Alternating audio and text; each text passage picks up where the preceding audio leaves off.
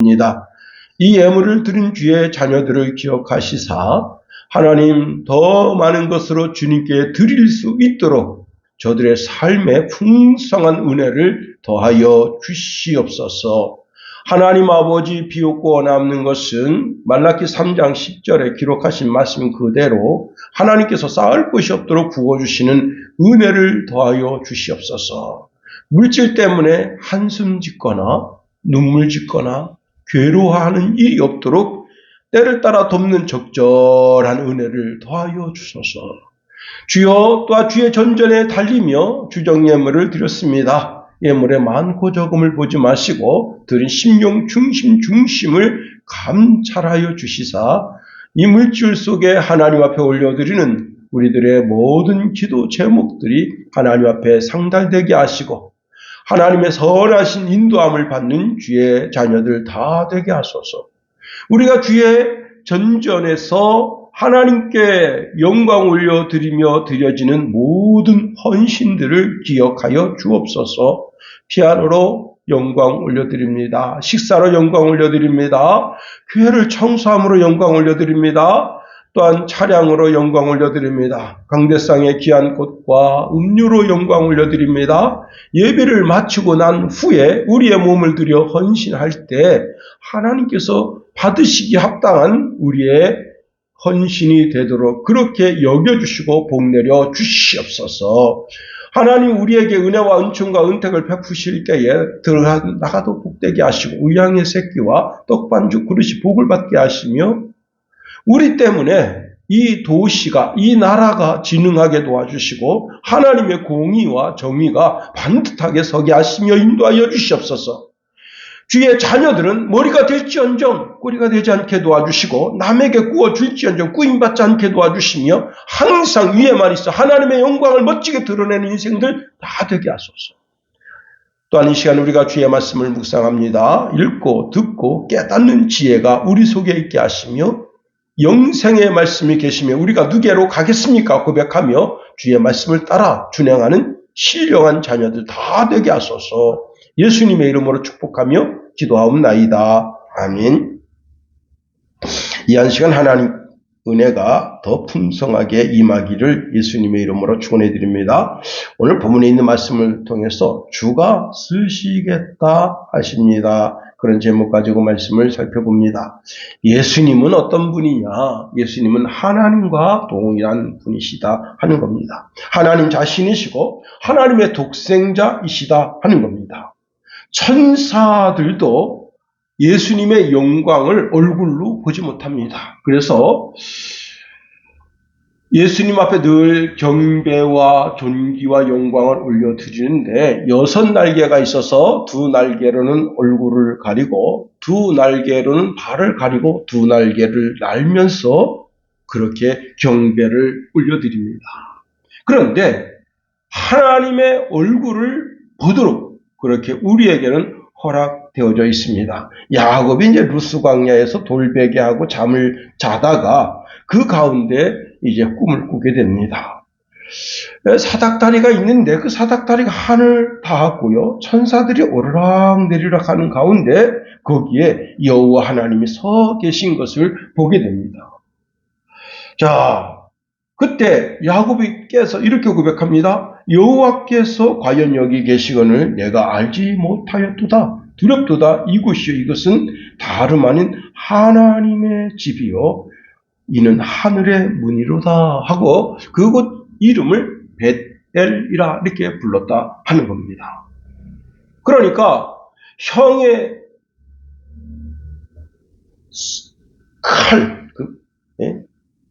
칼날이 잔뜩 서 있는 거 살짝만 돼도 베이잖아요. 그 칼날을 피해서 삼촌 라반의 집으로 도망하다가 살아서 역사하신 하나님을 경험했습니다. 그리고 이제 그 삼촌 라반의 집에서 모든 걸 정리하고 이제 브엘사바로 돌아오다가 야복강가에서 거기서 하나님의 얼굴을 대면합니다. 그래서 그곳 이름을 브니엘이라 했다. 그가 이렇게 고백합니다. 내가 하나님과 대면하여 보았으나 내 생명이 보존되었다 하는 겁니다. 그런데 우리 예수님은 우리의 눈으로 보이도록 오신 하나님 자신이십니다. 예수님이 이 땅에 오신 목적이 바로 저와 여러분 그리고 온 인류를 구원하시기 위해서 오셨다는 겁니다. 요한은 예수님을 보고 보라 세상 죄를 지고 가는 하나님의 어린 양이라고 말씀을 맺혔습니다. 요한복음 1장 14절에 보면 예수님에 대하여 이렇게 증언하고 있습니다. 말씀이 육신이 되어 우리 가운데 거하시매 우리가 그의 영광을 보니 아버지의 독생자의 영광이요 은혜와 진리가 충만하더라 말씀하고 있습니다. 예수님은 이스라엘을 떠났던 하나님의 영광이 되돌아오는 사건이라는 겁니다. 특히 오늘 본문이 그렇습니다. 구약 성경에 가장 비극적인 단어가 있는데 그 단어가 이가봇이라는 단어입니다.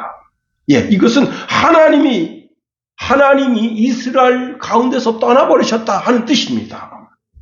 그런데 예수님이 이 땅에 오심으로 하나님의 영광이 다시 이 땅으로 임하는 사건이 일어났습니다. 더더욱이 오늘 본문에 보면 예수님은 예루살렘 입성을 하실 때 하나님의 영광이 자기 백성에게 돌아오는 회복의 은혜가 있었습니다. 이것을 이가봇, 즉 하나님의 영광이 떠남으로 심판이 있었으나 이제 다시 하나님의 영광이 이스라엘에게 임하는 역사가 오늘 본문이다 하는 겁니다. 사무엘상 4장에 보면 그때 당시에 이스라엘이 블레셋과 전쟁을 할 때 언약궤를 들고 나갑니다. 근데 언약궤를 들고 나가면 전쟁에서 백전백승할 것이라고 하는 착각을 하고 있습니다. 여러분 이게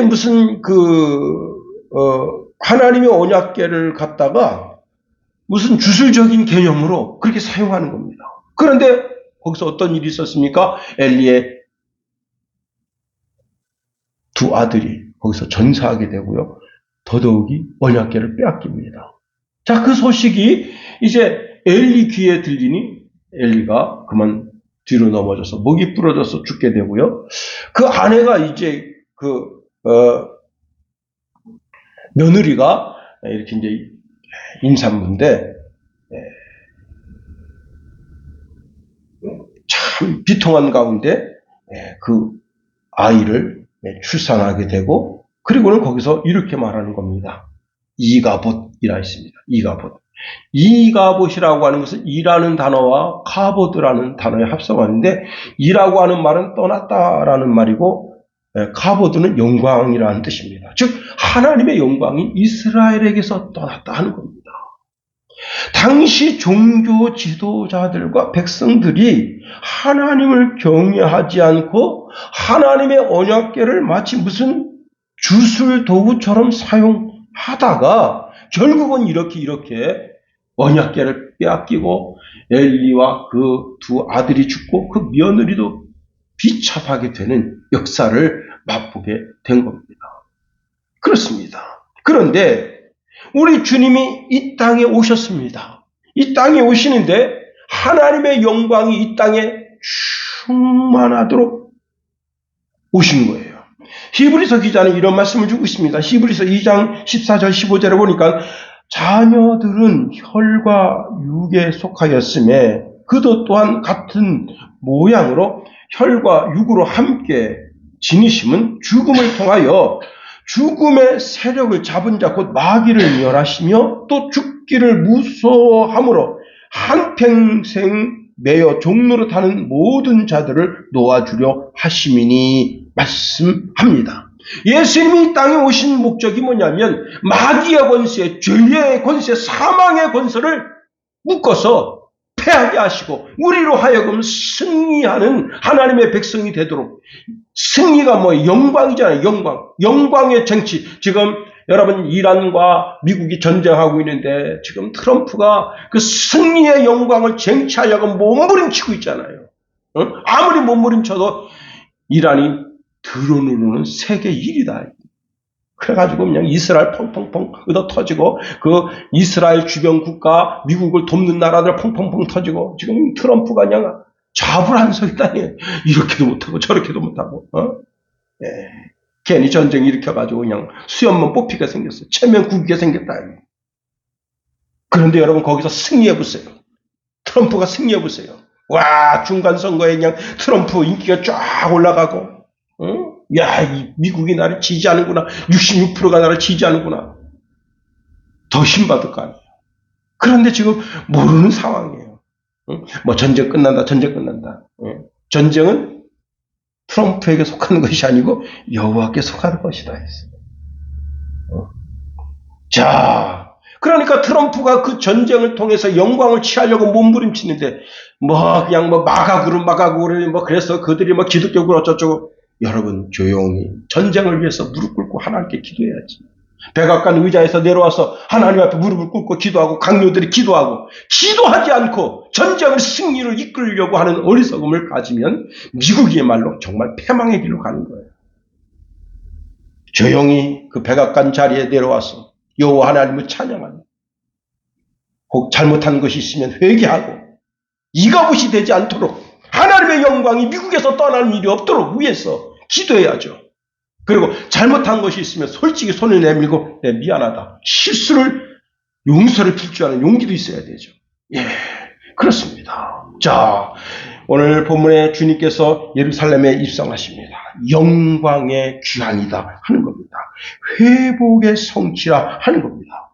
자, 예수님께서 나귀를 타고 예루살렘에 들어가시는 사건은 떠나셨던 하나님의 영광이 다시 예루살렘으로 임하게 되는 역사입니다. 자, 그런데 이것을 에스겔 선지자가 환상 중에 보게 됩니다. 하나님의 영광이 성전문을 지나서 감람산, 동쪽 문이죠. 동쪽 산, 감람산으로 들어가는 그런 상황을 보게 됩니다. 에스겔서 11장 23절에 이렇게 말씀하고 있습니다. 여호와의 영광이 성읍 가운데서부터 올라가 성읍 동쪽 산에 머물므로.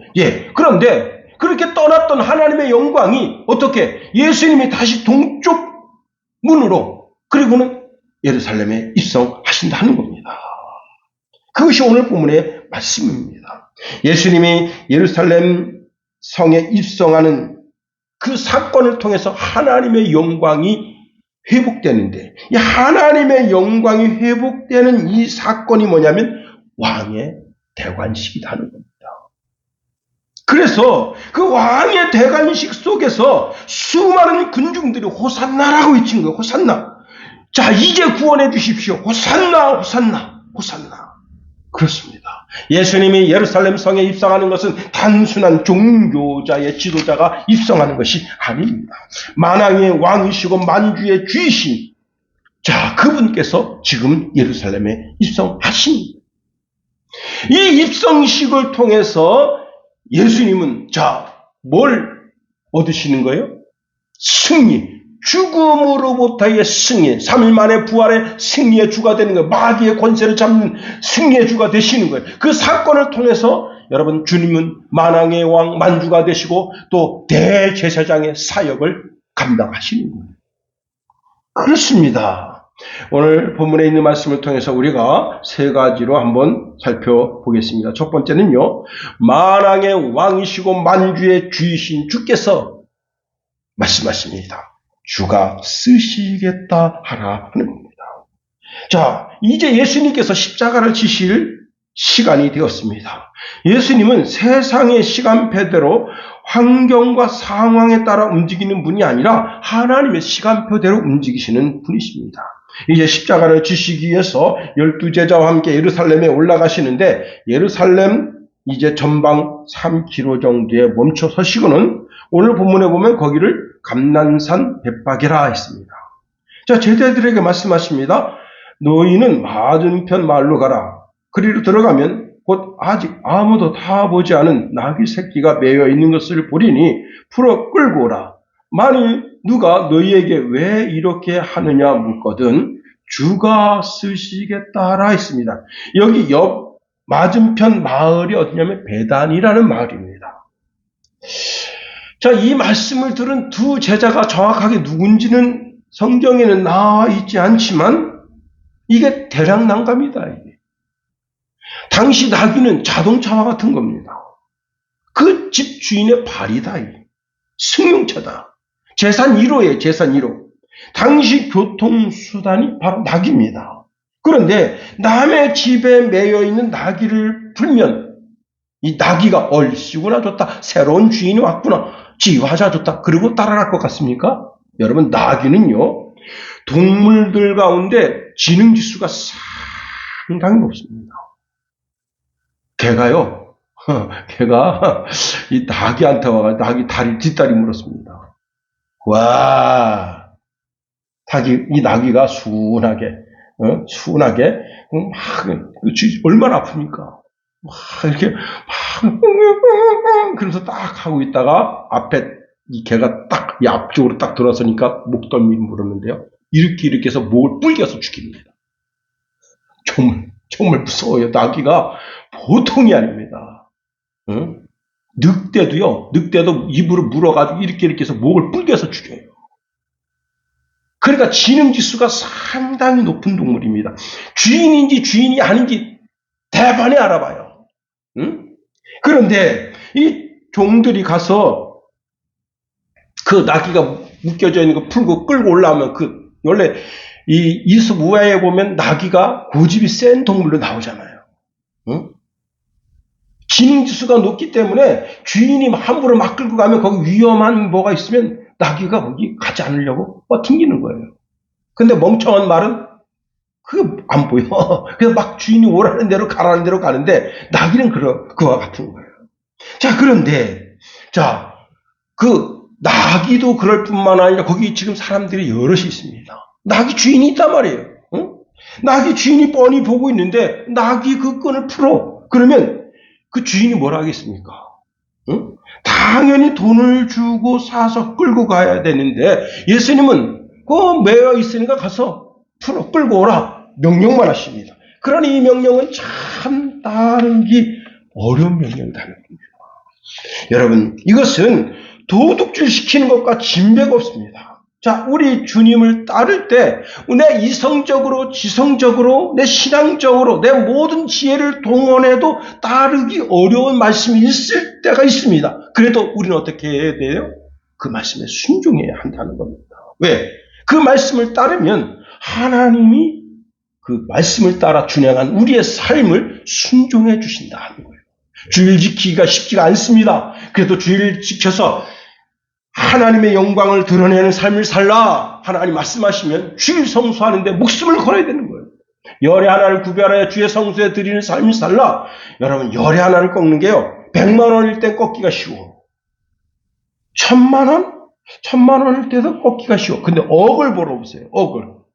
야, 1억을 벌었는데 1000만 원을 11조를 내야 돼. 그럴 때부터는요, 야, 내가 이게 돈 번다고 돈을 벌었는데, 우리 성훈이가 말하는 거예요. 신앙심도 없는 사람이 11조 내라면 내겠습니까? 저한테 그러더라고요. 예. 그런데, 그런 거예요. 제가 이제 옛날에 신학교 가기 전에 어떤 조그만 회사를 갔는데요. 예, 그분하고 같이 이제 예배 드리러 갔어요. 예, 자기네 교회에 같이 가자 그러더라고. 근데 지갑을 꺼내는데 지갑은 50만 원짜리 지갑입니다. 근데 거기서요, 난 이분이 만 원짜리가 쫙 들어있고 5만 원짜리가 쫙 들어있고 만 원짜리 쫙 들어있고 1000원짜리가 쫙 들어있는데 그 가운데 5만 원짜리 딱 꺼내서 헌금하는 줄 알았어요. 근데 1000원짜리 딱 2장 꺼내서 헌금하더라고. 내가 속으로 이 쪼잔한 놈. 아니 5만 원짜리가 100만 원 정도 있어요. 응? 야, 그러면서 자기의 여기 교회 집사라요. 안수 집사라요. 야, 그리고는 막 허세 그냥 꽉 차 있어. 아이고, 그래서 그때 저는 5,000원 냈어.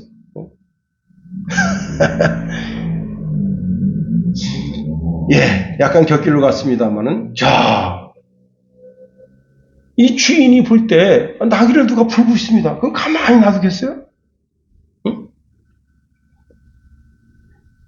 여러분, 도둑질하다 걸리면 참 낭패 그런 낭패가 없는 겁니다.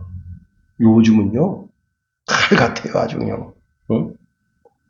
자, 그러니까 매여 있는 나귀를 끌고 오는 것은 쉽지 않습니다. 그래도 어떻게 해요? 그 말씀에 순종해야 한다는 겁니다. 자, 왜? 하나님이 다 책임져 주시기 때문에 그렇습니다. 나귀를 끌고 오는 것은 우리 상식에 맞지 않지만 예수님이 누구시라고요? 만왕의 왕이시고 만주해 주시고 온 만유를 창조하신 창조주 자신이시다.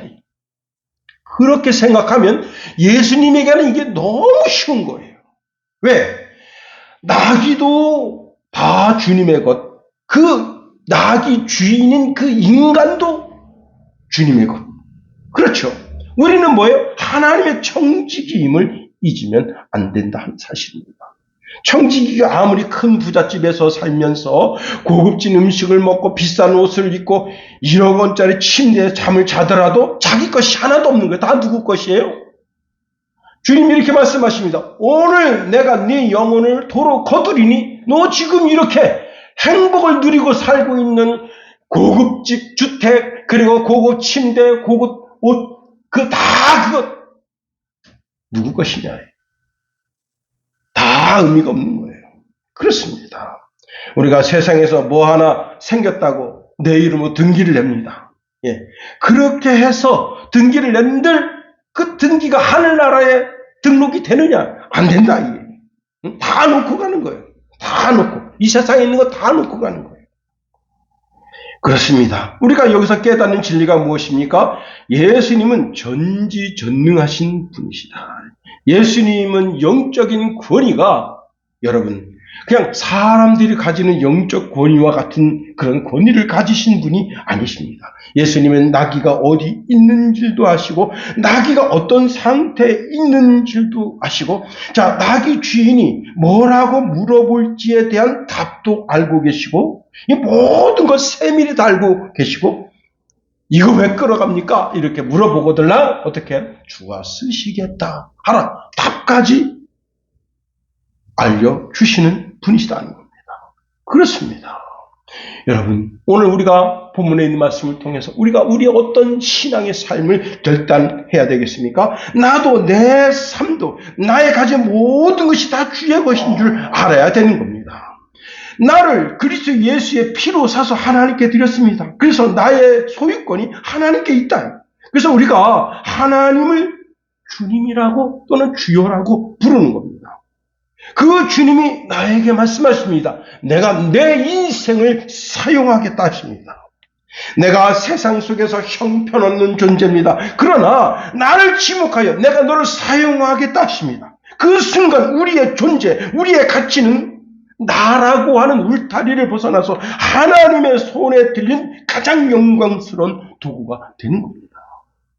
영광스러운 가치로 상승하게 되는 거예요. 내라는 사람이 하나님께 쓰임받는 가장 영광스러운 존재가 되는 겁니다. 그러므로 주님께서 말씀하십니다. 내가 네 인생 좀 사용할게. 그렇게 말씀하시거든요. 주여 저를 사용하소서. 주님의 손에 붙들린 그런 인생이 되어야 되는 겁니다. 자기 고집대로 살던 인생은 여러분 예수 믿는 자 잡아 죽이겠다고 서슬 시퍼런 칼을 가슴에 품고 다니는 사울과 같은 사람입니다. 그런데 그가 다메섹에서 예수님을 만난 이후에 그 인생이 하나님의 손에 붙들리니 얼마나 멋진 인생이 됩니까? 여러분 베드로를 보세요. 베드로. 오후 시간에도 말씀이 나갑니다만 베드로는 갈릴리 그 깡촌 어부. 제가 양양에서 군생활 했잖아요. 그 기사문 잘 압니다. 특히 이제 22소초를 가면 그 옆에 뭐가 있냐면 이 배들을 만드는 조그만 목선을 만드는 거죠. 목선을 만드는 그런 이제 조선소가 있습니다. 이 사람들은요 100%가 욕이에요. 100%. 100%가 다 욕이에요. 그냥 무슨 도구를 가져오라고 하는데 다 욕입니다. 난 참 그러니 어릴 때부터 그냥 애들이 그냥 욕 먹고 자라는 거예요. 그냥 욕이 상식이야. 기본적인 상식이야. 그리고 이 바닷가 바람이 세기 때문에 말이 굉장히 높아요. 그래서 이 말이 굉장히 높은 언어를 들으면 사람이 어떻게 되냐면 싸우려고 달려드는 것 같아요. 그러니 여러분 베드로가 어떻겠어요? 인격이 파탄난 인격입니다. 베드로를 좋게 포장하려고 하면 돼요. 그 보면 알아요, 그냥. 이 어부 사람들, 이게 진짜 완전히 깡촌에서, 그냥 바닷바람 그 소리 속에서 말 한마디를 전달하려고 억양이 되게 높습니다. 저를 이렇게 불러요. 내가 이제 의무병인데, 의무병이 이 새끼야! 이샹. 어디 의무병한테 이 새끼야, 이샹. 그래가지고 그냥 내가 딱 했더니 손을 흔들면서 이렇게 의무병 이 새끼야! 이런 그런데 뭔 줄 알아요? 의무병이십니까? 뜻이에요. 내가 그래서 쫓아가가지고 아니요 지금 국방 의무를 감당하고 있는 훌륭한 청년한테 이 새끼를 합니까? 그랬더니 무슨 말입니까? 그 옆에 있던 여자분이 의무병이십니까? 이렇게 했잖아요. 그래서 아니 의무병 이 새끼가 있지 않습니까? 아니라는 거예요. 그런데 그 어부가 손이 찢어졌어요. 야, 손이 찢어졌는데 구둑살이 베낀 거야. 이게 안 나. 그런데 이거를 좀 자기가 병원에 갔는데 안 된다. 그래서 제가 그 자리에서 그 굳은 살을 어떻게 했느냐. 칼로 다 도려낸 거예요. 굳은 살이 있으면 안 붙어. 내가 그걸 강제로 꼬맸어. 좀 참으십시오. 어차피 여기 마취젤 넣고 꼬매는 거나 그냥 꼬매는 거나 아픈 거 똑같으니까 좀 참으세요. 그걸 강제로 꼬맸어요. 한 3일인데 또 불러. 의무병 이 새끼야. 갔습니다. 다 났다 이거야. 근데 그 집 가서요 진수성찬 먹었다니까. 응? 참 여러분 그런데 그런 인생이 주님 손에 붙들린 거예요. 이제 내가 사람을 취하리라. 사람 먹는 어부가 되리라. 그때부터 하나님 장주 안에 붙들리니까 여러분 베드로가 참말로 멋지게 쓰임받는 거예요. 여러분 인생을 하나님 손 장주 안에 붙들림 받게 하게 하시기를 축원해 드립니다. 자, 두 번째로 우리가 본문에 있는 말씀을 통해서 참 깨달을 게 무엇인가 하면 즉각적인 순종과 나를 내어드리는 영성이 필요하다 하는 겁니다. 자, 예수님 말씀대로 두 제자가 가니까 과연 나귀가 메어 있습니다. 자, 예수님 말씀하신 대로 자, 거기 가서 이제 그대로 나귀를 풀어옵니다. 예. 여기서 우리가 생각할 것은요, 예수님이 말씀하시면 그 말씀 되는 줄 믿어야 된다.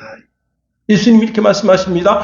요한복음 14장 1절에 보니까 너희는 마음에 근심하지 말라. 하나님을 믿으니 또 나를 믿으라. 내 아버지 집에 거할 것이 많도다. 그렇지 않으면 너희에게 일렀으리라. 내가 너희를 위하여 거처를 예비하러 가노니 가서 너희를 위하여 거처를 예비하면 내가 다시 와서 너희를 내게로 영접하여 나 있는 곳에 너희도 있게 하리라 말씀하십니다. 멋지게 천국을 소개하시면서 천국이 있다 말씀하십니다. 그러면 천국이 그대로 있는 줄 믿어야 되는 거예요. 그 말씀은 그대로 믿어야 되는 거예요. 여러분 그 백부장의 하인이 중풍 걸려서 고통당합니다.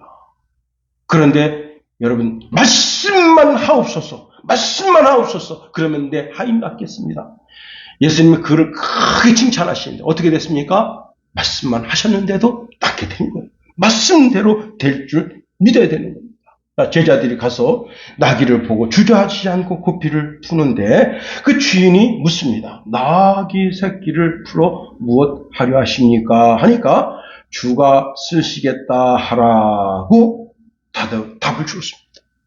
여러분 여기에 일설이 있어요. 이 일설에 의하면 자 스가랴서 9장 9절에 보니까 시온에 따라 크게 기뻐할지어다 예루살렘에 따라 즐거이 부를지어다 보라 내 왕이 내게 임하시리니 그는 공의로우시며 구원을 베푸시며 겸손하여 나귀를 타시나니 나귀의 작은 것 곧 나귀 새끼니라. 자, 이 가정이 스가랴 선지자가 이 말씀을 선포할 때 언젠가 이 땅에 메시아가 오셔서 예루살렘에 입성하게 되는데 그때 어린 나귀를 탈 것을 알았다. 그래서 그때부터 나귀를 가문에서 준비한 거예요. 그래서 이 어린 나귀는 함부로 사람을 태우지 않아. 왜? 언젠가는 우리 가문에서 예비한 이 나귀를 탈 것을 믿고 그 어린 나귀, 어른이 되기 전까지 함부로 아무거나 태우질 않아. 왜? 오직 주님만 타시게 하신다. 그러면서 이 나귀를 86년 동안 준비했다는 겁니다. 대단하죠. 어제 오신다 하신 주님 어제 안 오셨습니다. 오늘 오실까? 내일 오실까? 여러분 2000년 역사가 지났습니다. 우리의 신앙의 역사가 여러분 486년이면 500년입니다. 500년 동안 나귀를 준비한 것처럼 다시 오실 주님을 기다리는 신앙이 1000년, 2000년, 3000년, 4000년 그 신앙이 올곧게 그 가문 속에서 쭉 흐른다면 얼마나 멋지. 그렇습니다. 여기에 이 나귀를 준비한 이 가문의 귀한 믿음과 순종이 있다 하는 사실입니다. 그렇습니다. 여러분 순종이 제사보다 낫다는 것을 기억해야 됩니다. 제사가 뭐죠? 예배죠. 예배. 예, 우리의 삶에 하나님의 말씀에 순종하는 삶, 그것이 예배 그 이상이라는 사실입니다. 자, 제자들 입장에서 생각해 보면요, 남의 나귀를 푸는 것은 절도죄입니다. 얼마 전에 이제 그 사회복지사가 지갑 하나 주셨습니다. 그래가지고 지갑을 주시니까 이제 막 사람들이 막 몰려나가니까 어찌 할 수 없어 이제 그 지갑을 집에 가져왔는데 내가 이렇게 지갑을 주워주는 비용이 있잖아요. 그죠? 예, 그 지갑 안에 돈 들어간 것에 이제 10분의 1 원래 받게 돼 있잖아요. 응? 그래서 이제 2,000원 돈을 뺀 거야. 많이도 뺀 것도 아니고. 그리고 그 지갑을 그 이튿날 이제 우체통에 집어넣었어요. 그런데 경찰이 이렇게 CCTV 조사를 해서 이 사람을 잡았습니다. 그리고요, 법원에다가 고소를 한 거야. 그런데 벌금 얼마가 나왔냐? 5만 원이 나왔습니다. 문제는 뭐냐면 이게 범죄 이력에 들어가는 거예요. 범죄 이력에. 절도죄, 범죄 이력. 그래가지고 이 사람이 너무 억울해가지고 이제 그걸 공론화했더니 방송사에서 막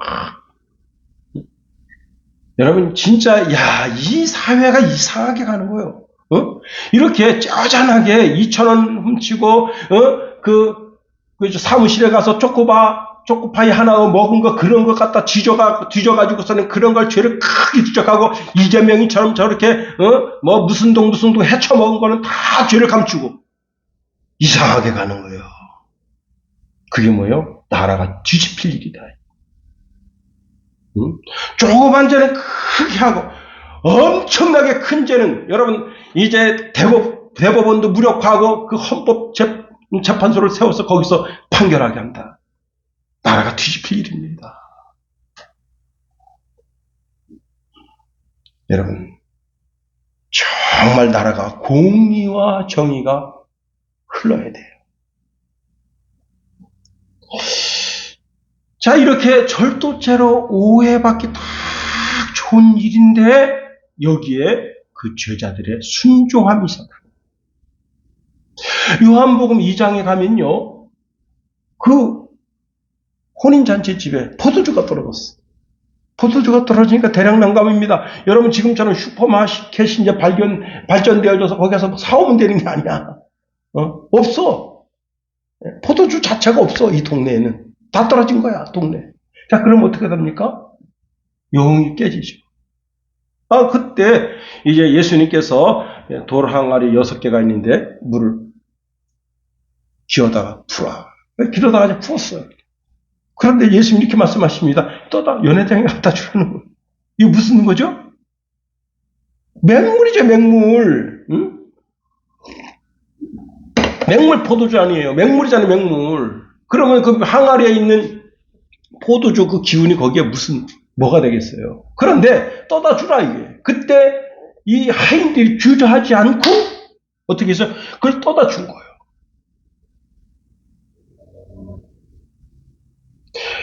그랬더니 이 연회를 주관하는 연회장이 있습니다. 연회장이 이렇게 말했어요. 이렇게 말합니다. 사람마다 먼저 좋은 포도주를 내고 취한 후에 낮은 것을 내고는 그대는 지금까지 좋은 포도주를 주었더라 했습니다. 물이 포도주로 변화하는 사건을 누구만 알았느냐? 순종한 종들만 알았다. 여러분, 이게 순종하는 자의 기적과 축복인 거예요. 더 나아가 이 주인의 순종이 있습니다. 이 나귀는요, 당시 농경사회에 있어서는 없어서는 안 되는 귀한 재산 목록 1호다.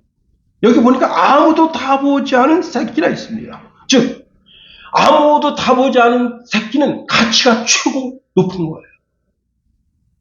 자, 그런데 주가 쓰시겠다 하는 한마디에 자기 나귀를 내오는 겁니다. 6절에 이렇게 말씀하고 있네요. 제자들이 예수께서 이르신 대로 말한데 이에 허락하는지라.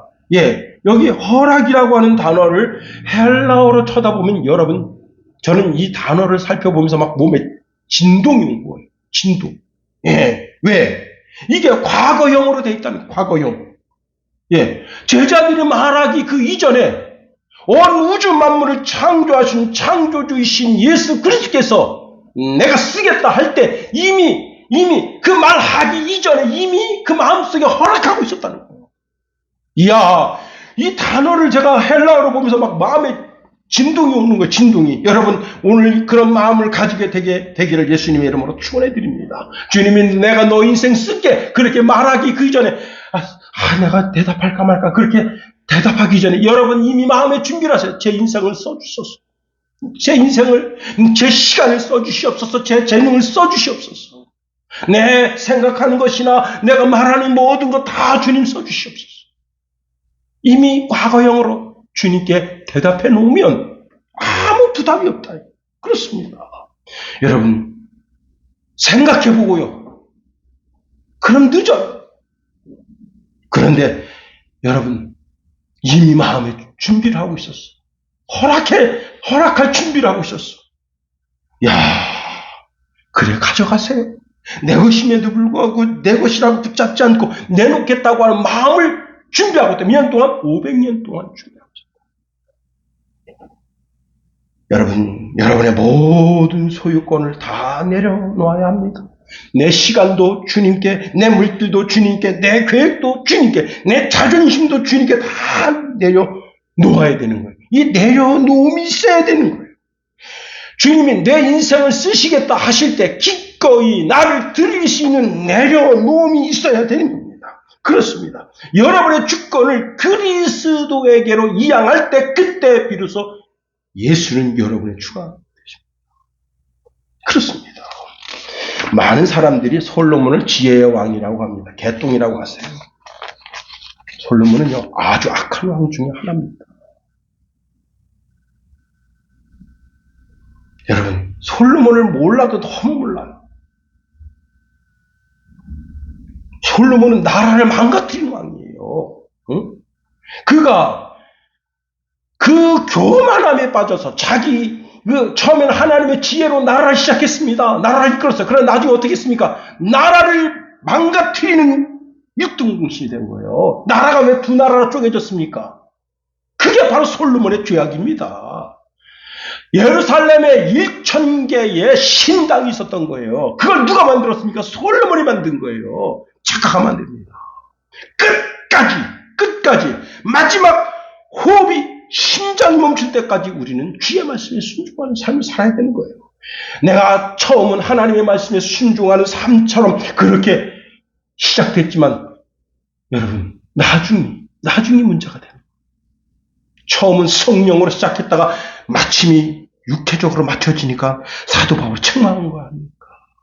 너희가 어찌하여 성령으로 시작했다 육체로 마치려 하느냐? 그게 솔로몬이에요. 그렇습니다. 내가 하나님 앞에 내려놓았다면 끝까지 하나님의 지혜로 살려고 몸부림쳐야 되는 거죠. 그렇습니다. 여기 이 주인의 내려놓음, 모든 것을 다 내려놓음. 그 놓음을 통해서 주님께서 만왕의 왕이요 만주의 주의 대관식을 이루는데 큰 역할을 하게 된 겁니다. 세 번째로 우리가 겸손의 왕이신 그리스도 예수를 호산나라고 찬송해야 한다는 사실입니다. 자, 제자들이 나귀를 끌고 오니까 수많은 사람들이 어떻게 했느냐. 이 사람들은 다 유월절을 지키기 위해서 온 사람들인데요. 자기 겉옷을 벗어서 카페트처럼 깔은 거예요. 여러분, 그 이스라엘 사람들은 옷이 어떻게 됐는가 하면 이제 통으로 된 옷도 있어요. 통으로 이렇게 해서 여러분 이렇게 목만 내놓고 쏙 뒤집어 쓰는 옷도 있지만 이렇게 옷이 양옆으로 이렇게 잘려 있어가지고 이렇게 집어넣고 이렇게 하고 이렇게 집어넣고 이렇게 해서 이렇게 딱 묶어요. 그렇게 된 옷도 있어. 그래서 통옷을 갖다 딱 기대다 놓으면 어떻게 되냐면 네모 반듯하게 놓여져요. 그리고 제가 후자에 말씀드린 것처럼 양옆에 이렇게 잘려져 있지만 이 가운데 구멍만 이렇게 있는 옷 있잖아요. 그러니까 이렇게 제가 이제 설교 원고지로 말씀을 드리면 여기다가 이제 구멍을 딱 뚫어서 이렇게 푹 쓰는 거예요. 그래서 다 벗으면 네모 반듯하게 되는 거야. 근데 그걸 길바닥에 쫙 펴고 자기 옷을 펴는 거예요. 그리고 그것도 모자란 사람들은 어떻게 했습니까? 여러분, 종려나무 가지를 꺾어서 그 위에 펴는 거예요. 그래서 여러분, 우리가 이 주의를 종려주의를 한다. 종려나무 가지를 꺾어서 기대다 편 겁니다. 그리고는 그 사람들이 이렇게 찬송합니다. 호산나 찬송하리로다. 주의 이름으로 오시는 이여 찬송하리로다.